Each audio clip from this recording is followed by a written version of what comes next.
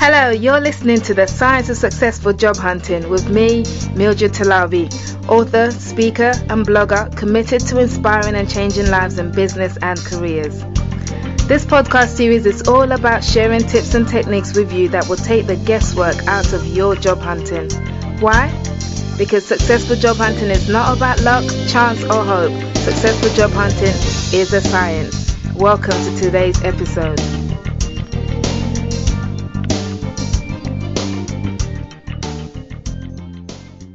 Hello and welcome to today's episode of The Science of Successful Job Hunting. It's so good to have you here with us, and I'm so excited about today's episode, like I usually am. Well, today is a little unusual in that we're going to be talking about a subject that's not normally associated with job hunting, and that subject is content marketing. What exactly is content marketing? How can you use it to raise your job hunting profile and help you land that job you want? My guest today has all the answers. Uchenna Izundu is a freelance communications consultant and a content expert with a master's in communication management. Now, having worked as a news editor for B2B publications for over 13 years, Uchenna set up on her own at the beginning of 2015, and she's since gone on to help numerous clients to maximize the impact of their communications. Now, Uchenna and I actually first met about 10 years ago when she was the chair of an excellent journalism network called Aspire, and back then I still had dreams of becoming the next Rupert Murdoch. But in this episode, Uchenna will be sharing tips on how you can use content marketing to showcase, or content in itself, to showcase your expertise and your successes, and in so doing attract the right kind of employer attention. So without further ado, please help me welcome Uchenna to the podcast. Welcome to The Science of Successful Job Hunting, Uchenna. Thank you, Mildred. I love the intro. Thank you. Thank you so much. Truly come full circle. 10 years, my goodness. Has it really been 10 years? I mean, I was trying to calculate. I was like, oh my God, I'm getting old. No, we are 20 fine, my dear. We are 20 fine. Yes. Oh, that is so good. But so before we get to talking about the content and what you do today, tell us in your own words exactly what it is that you do and how you started your own career journey. Just a bit of a background on your career. Yeah, sure. As you explained, I work in communications and content, and my background is springing from the journalism. I'm trying to work with individuals and also organisations think about their communication needs. I started off as a journalist covering the energy sector for a privately owned company called Gas Strategies, and I was looking at how companies were exploring for gas. I fell into that completely by accident, because when most people go to uni and are thinking about content, they're trying to get onto the newsstands filling things like Cosmo or the Times or the FT. But I found I was caught in that catch-22 situation that when you were looking for a job, everyone was asking for experience. And you can't get the job unless you have the experience. But when I saw the ad for Gas Matters, the magazine I initially started my career on, they were looking for a trainee journalist. And I thought, great, all I need to be there is for a couple of years. And I don't know how you can publish a magazine on natural gas. I mean, what can you say about it? Apart from it comes out your cooker. And if you over-inhale, you will die. But I didn't truly understand the depth or the breadth of the industry, or the fact that the trade media actually could offer very satisfying careers. Because every sector needs to understand the policies that are ongoing and who some of the big leaders are, and think about how they plan their operations around that.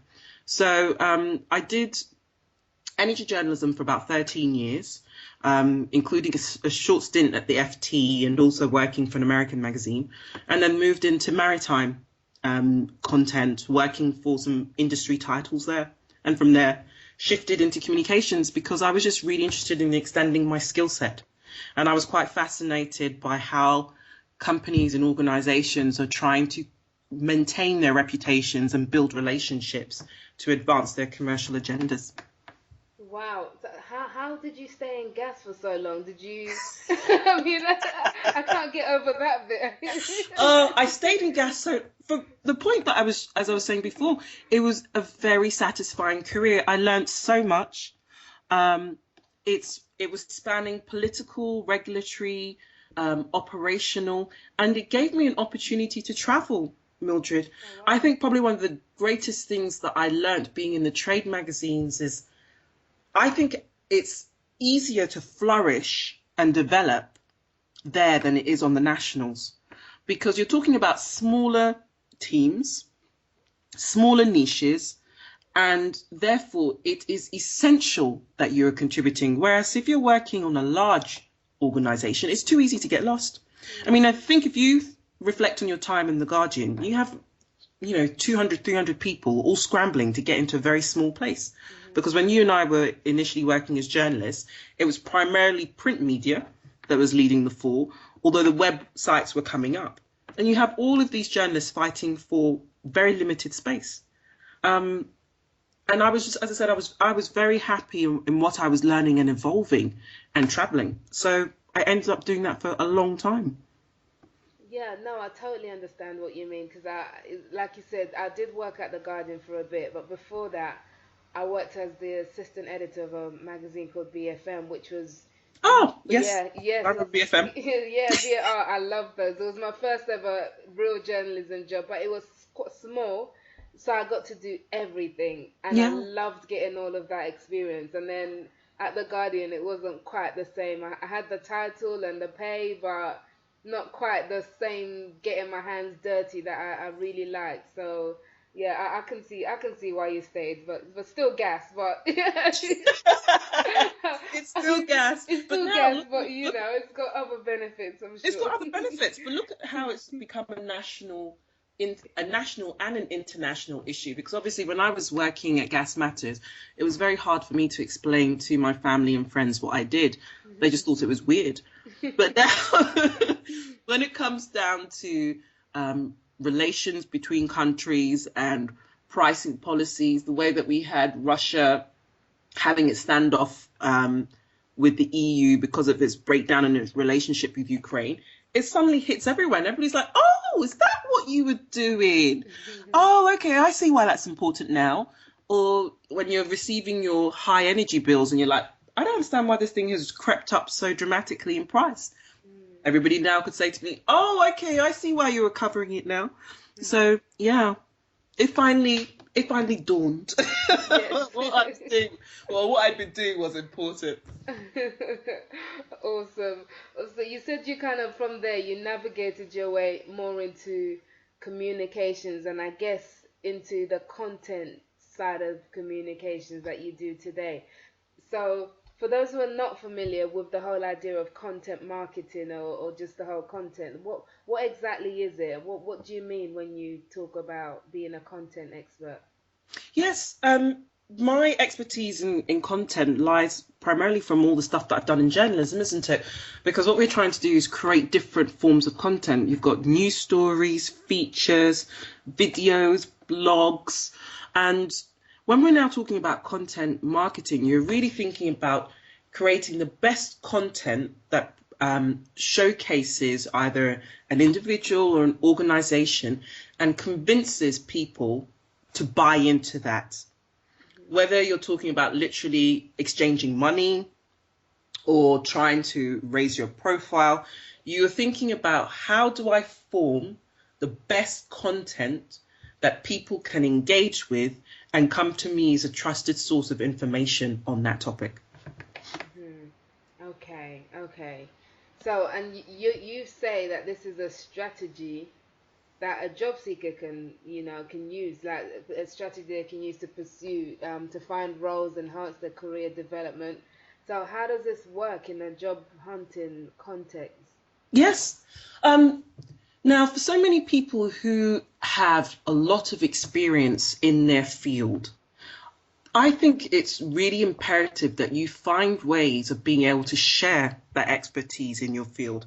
It's so easy in the day-to-day parts of our job to just get caught up in presenting the reports or the analysis, for whoever it is that we're dealing with immediately within our circle.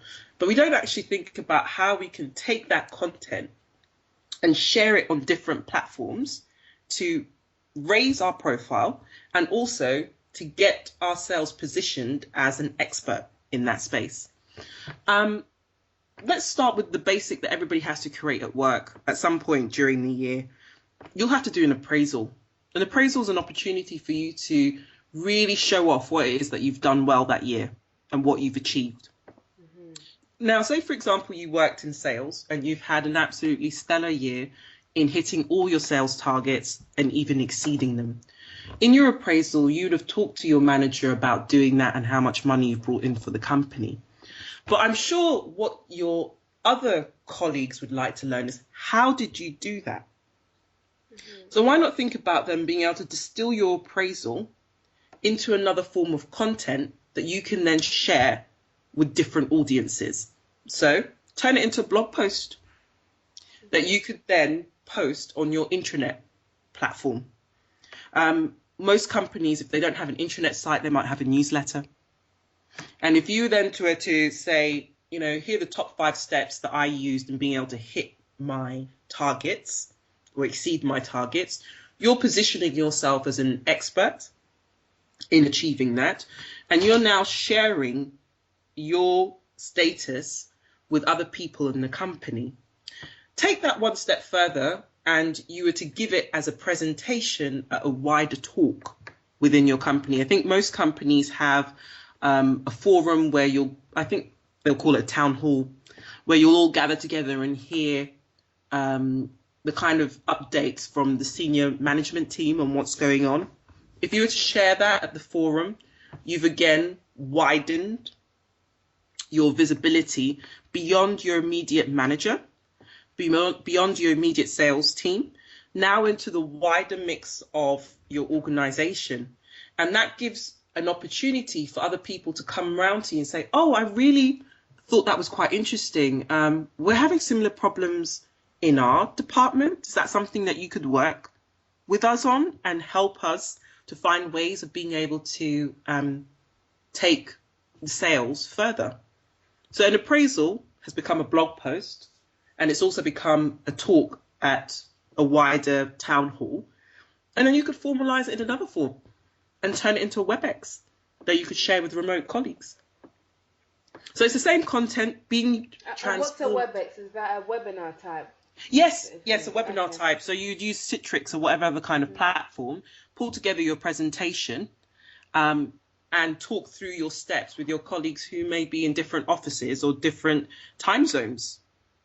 Because as one of the things we know these days in the present work environment, it's all about collaboration and being able to find points of convergence that different teams can learn from each other. And you have, from one piece of content, been able to raise your profile, potentially seek out new opportunities because you've raised your profile and positioned yourself as an expert. That sounds really good for definitely for the internal side, and maybe it could even lead to promotion or something like that, pay rise, etc.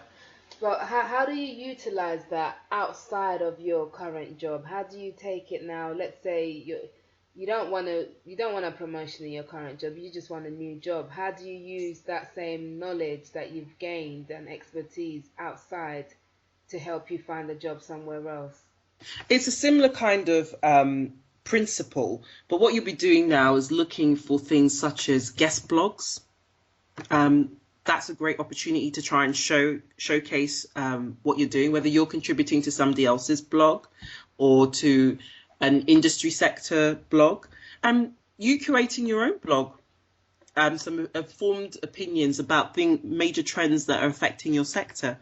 So many of us can participate in our trade associations, but we don't often do so. So when you're now thinking about, okay, how do I raise my profile amongst all these external platforms, it really is a matter of putting up your hand to say, I'm available to talk, and here are the kind of things I can share my thoughts on. So coming outside of work and going into, as I said, either guest blogs, media, trade associations, the conference circuit. That's another great opportunity in which you can share your knowledge. Those are places where you can potentially score new networks and new contacts to find a new role. Hmm. Okay, and how do you get into these networks? So let's take the blog for example. Let's start with that one. So you want to start a blog and you want to use it to spread your knowledge and expertise. How do you go about building a readership for your blog? Part of that comes down to planning, and part of that comes down to research. So what you really need to do is define for yourself, what is your voice about? What are the issues that matter to you that you can easily talk about, and who else is talking about that in that space? So Google now becomes a good point of call to, if you were just to put in some keywords around your sector or your points of interest, to see what comes up in the blog space. A lot of the time we will subscribe to lots of different emails and newsletters in our professional capacities, and that also gives you an idea as to what you're doing. And once you've written your first couple of entries around your topic, share it with your immediate contacts. And those immediate contacts can spread the word for you in being able to help you grow your audience. Then you'll find that also a lot of the time your audiences may congregate around other websites or platforms that you can then link to. And as I said, sometimes in writing blogs for other guest forums and linking that back to yourself will help to drive your readership. Getting out, as I said, and doing the talks on either the conference circuit or your trade association, or coming into universities and giving guest lectures, those all act as outreach points, which you can then say to people, if you'd like to follow me, here's where I blog. Hmm. Would you recommend starting your own blog, let's say a mildredtalabi.com blog, as opposed to using a platform like LinkedIn and using their post link, because you can do blogs on LinkedIn, but it's all hosted under LinkedIn? What is great about so many of the platforms is that they're interconnected. You can start your own blog and post the piece to LinkedIn, or you'd share it on LinkedIn. I don't think it's, when you're thinking about where to start, I think the most important thing is just to start. Mm-hmm. Because what you want to do is start building together the track record. It's so easy to put lots of barriers psychologically in place that you're completely held back. Each space obviously has its own advantages. Being somewhere in LinkedIn means it'd be far easier for you to grow the readership because you have groups around particular interests, so you can post a link to your blog in that. You already have some of the keywords on LinkedIn Pulse that would make it easier for people to find you.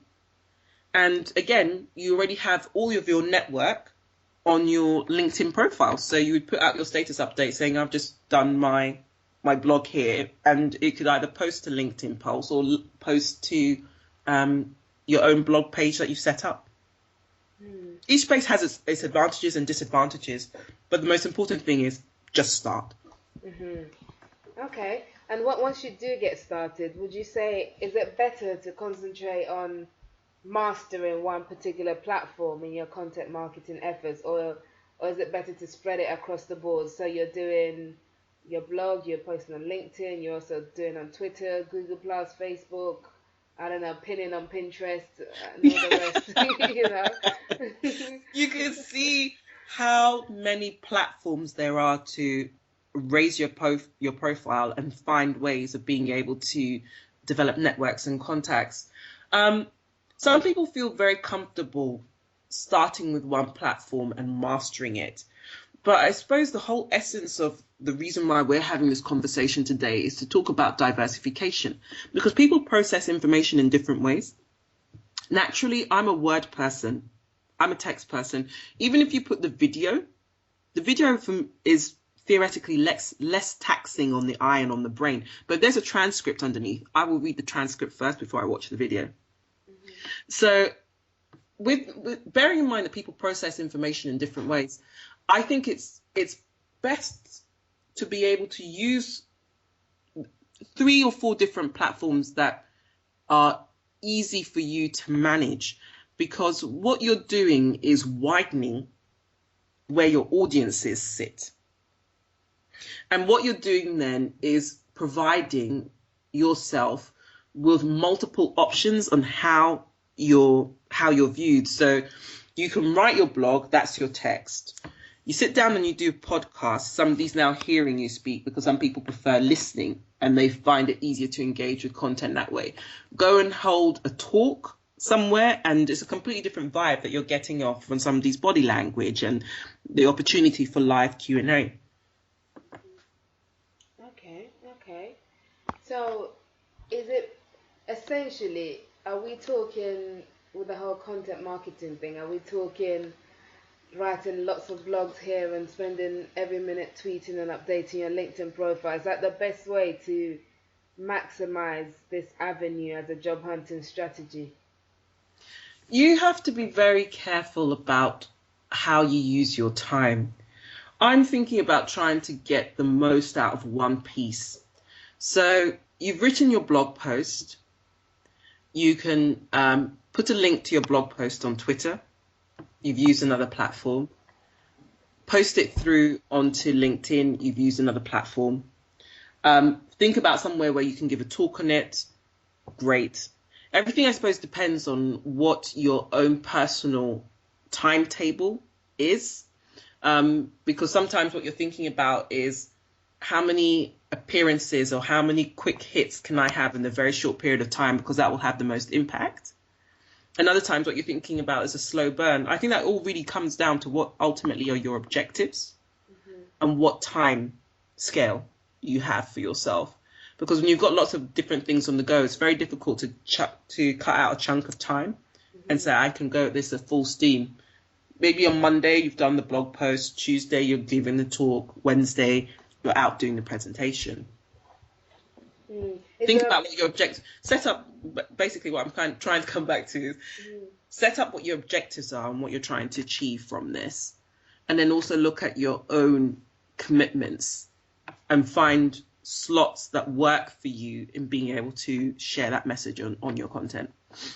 Would you say that there's a minimum time investment to this? So you have to do at least one blog a week, or post an update on your LinkedIn every 2 days. Is there any kind of minimum, effort that needs to be done for this to be effective?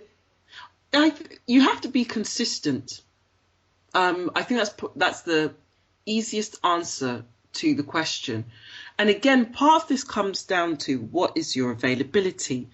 If you were posting once a week, and that is realistic for you, and somebody who would come to your blog post could then see a history of articles, that's great. There are very few people, Mildred, who could post every single day. And the last thing you want to do is set up unrealistic targets for yourself, where you feel very frustrated that you're not meeting those targets, and therefore you stop doing anything anyway. One quality blog post a week can work volumes. It's better to be consistent than to be putting out shoddy content anywhere and everywhere, because what you're trying to do is use the content to position yourself as an expert.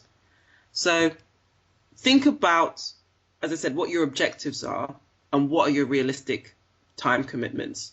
But once a week, if you're on a blog space platform, I think is a good aim. Okay, that sounds good. So I guess the prerequisite to content marketing would be to actually have content to market.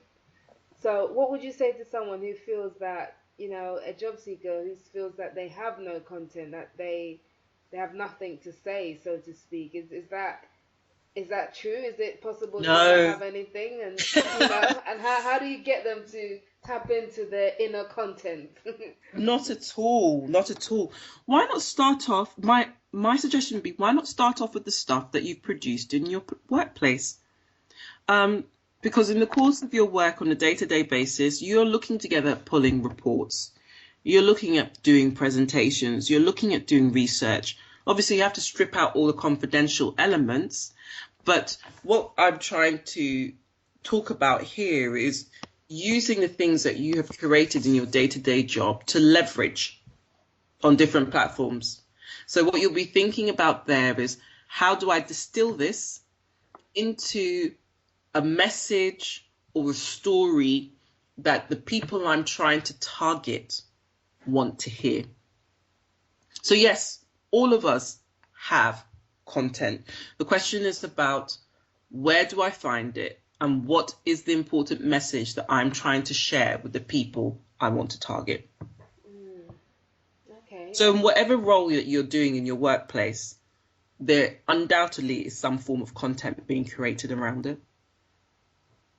It's all about recognizing it and Recognizing it, and then being able to strip out everything that is superfluous and find what is the key message or story that you're trying to target at the people you're interested in. So coming back to the example I was saying about sales. Sales, I suppose, is very easy for everybody to recognize, because if your company is not making money, it can't pay your salary. Who doesn't want to know how to improve sales? Because what that does is it provides new opportunities across the company. And as I said, for that individual who's done so well in being able to bring in the sales, it is showing them in their best light. So if you're now reflecting on your appraisal, where you have outlined in detail what you did to get those targets, everybody doesn't need to know the ins and outs of that, but you can take out the key lessons. Here are the top 5 things that I did. Why don't you try it? And find that shared amongst, as I said, your immediate sales team. The wider part of your company would be interested in working out how you've done that, and so too would colleagues who may be in different offices. Okay, interesting. Definitely interesting. So, Sorry, Mildred, just to interrupt. So coming back to what you've been asking about an external person, if they were now looking for a role somewhere else in sales, but they've been able to put together a series of blogs or series of talks or a mixture of that and presentations, positioning themselves as a sales expert, why wouldn't they find that people are coming to them to get that information? LinkedIn, as we know, is a first point of call for so many recruiters. If you've written some great LinkedIn Pulse pieces about sales techniques, sales analysis, when they're searching on keywords, your name is more likely to turn up because you have that that archive or that breadth or that richness of the content. If we think about our interactions with individuals, we really get on with people. We say, oh, I really like your idea. I really like that thought. It's the things that you've pulled together that's able to help us build that rapport and relationship with other individuals. It's interesting because the last guest I had on episode 27, Raghav Haran, it's similar to what you're talking about, but it's just that whole idea of going above and beyond. When you're job hunting, it's not just about filling out the application form anymore. It's about the other things you can do to make yourself stand out as a candidate. Yeah. And positioning yourself in this way is a great way to make sure that you do stand out in the whole noise of other job seekers. Yeah. And you'd be surprised, so many different forums or platforms are looking for people. They can't exist unless they have content. So why don't we use that as an opportunity to jump on and say, yeah, I've got some ideas that I can share on this particular issue or this particular strategy. And just by the fact of having your name there, you become a reference point. Just out of curiosity, because I know that you're also interested in this aspect, But have you noticed the difference between the way men and women communicate when it comes to using content as a marketing or promotional tool? Oh, without a doubt. Yes, you're right. I definitely have an interest in that. Apart from the minor fact that we're women. Gosh, well, when it comes to women promoting themselves using content, um, you find that they are not as prolific in it as men, or they will use very different messaging. Guys will say, I did this. This was the result. A woman will say, we did this and I worked with the team. It's much more collaborative. I think maybe there's so many reasons behind that. I think a lot of it is down to socialization. When we think about how we raise boys and girls differently, girls never want to be described as being bossy or domineering.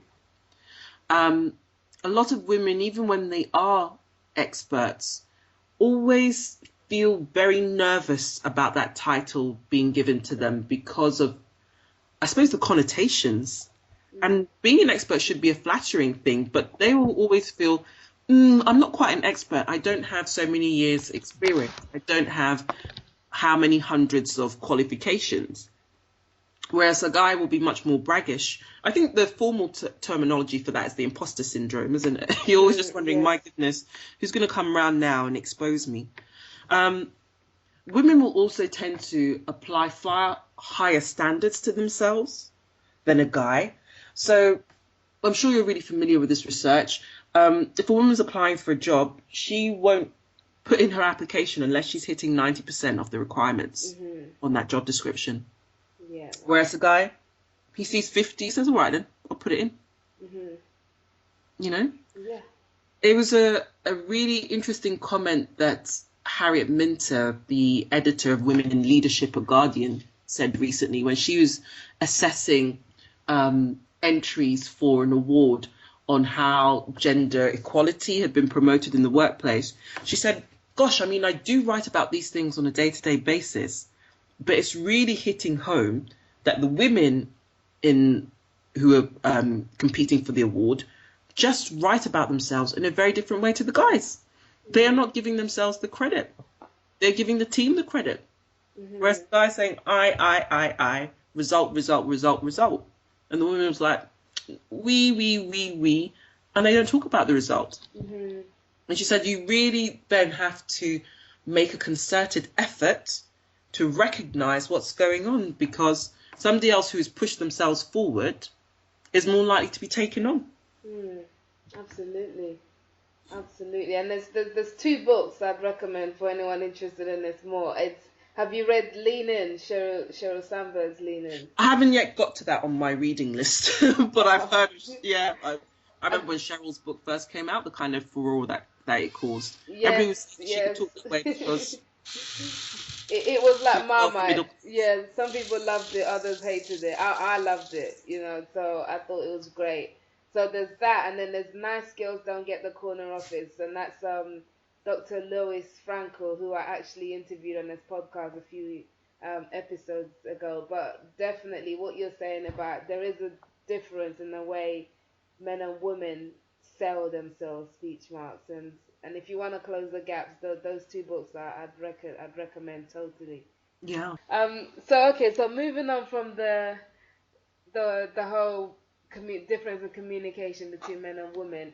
So in general, with job seekers overall, what are some of the best types of content for? I know you've touched on some of these already, actually, but to really maximize your impact as a job seeker, what are some of the best types of content that you should think about sharing?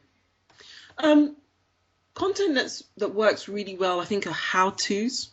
People are always looking for a how-to on how to do things. Creating listicles, by that I mean lists, 5 top ways, as I said, to hit your sales targets. Analysis on why things are really important, because that helps people to sift through what some of the noise is. And if you're writing your analysis and thinking about why that event is significant, what its implications are, what is the outlook. Also things like Q&As, best practice. Who doesn't want a cheat sheet on how to do things? Okay, that's all good.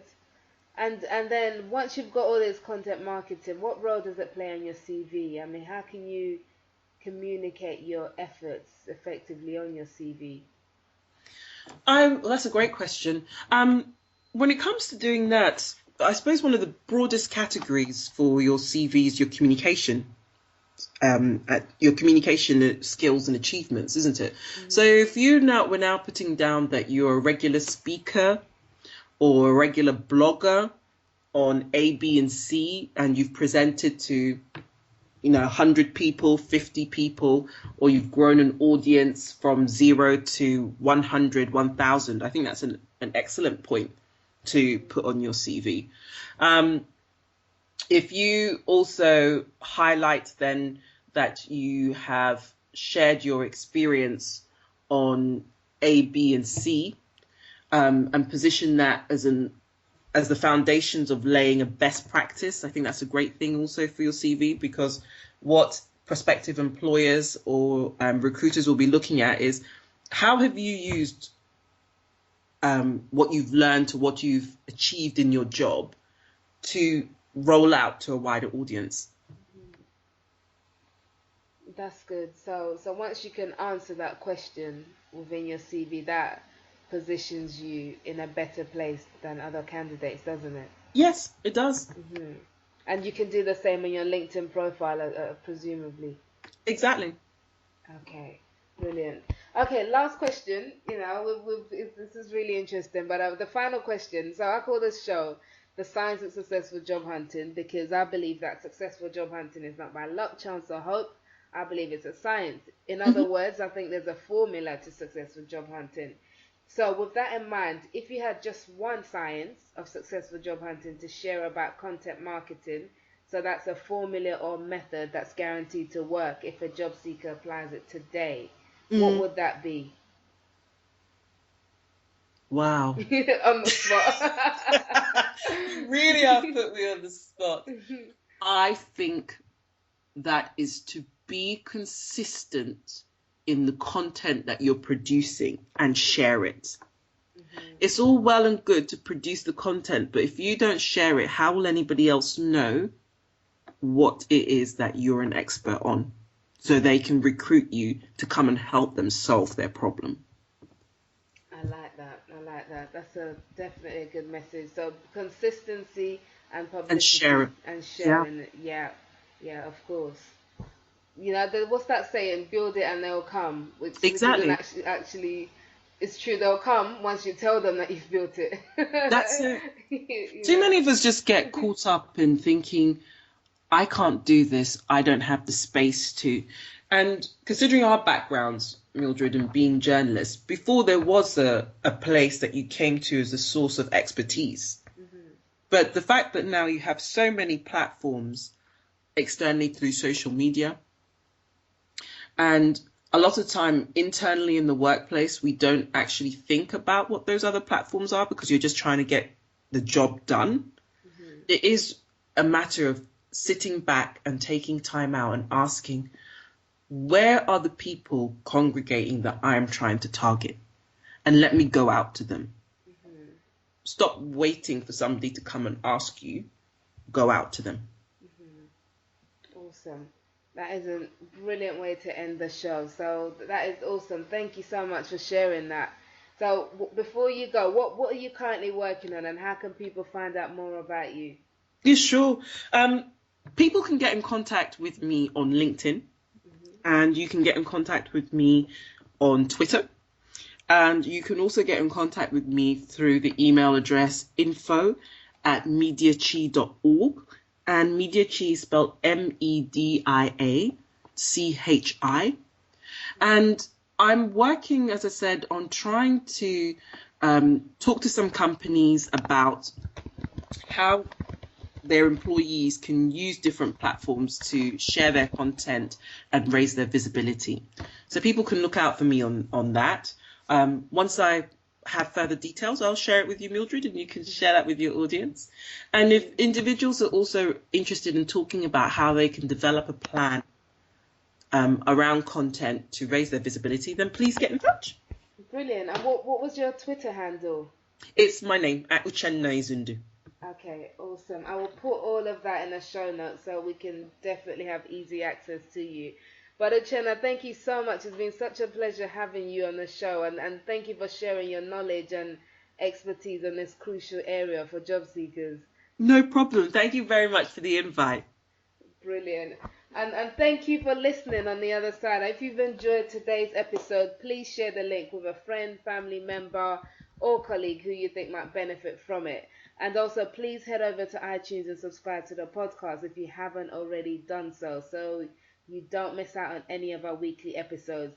And while you're there, please take the time to rate the show and leave a review so we can continue to help more people to get fulfilling work lives with this podcast.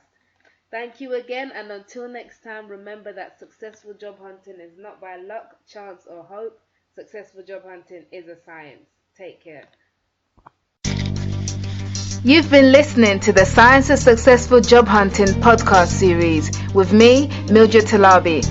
Now, if you're a mid to senior level professional looking for a change in your job or career, get in touch with me at www.cvmakeoverexpert.com for help with your CV, LinkedIn profile, and much more. That's www.cvmakeoverexpert.com. Until next time, take care and happy job hunting.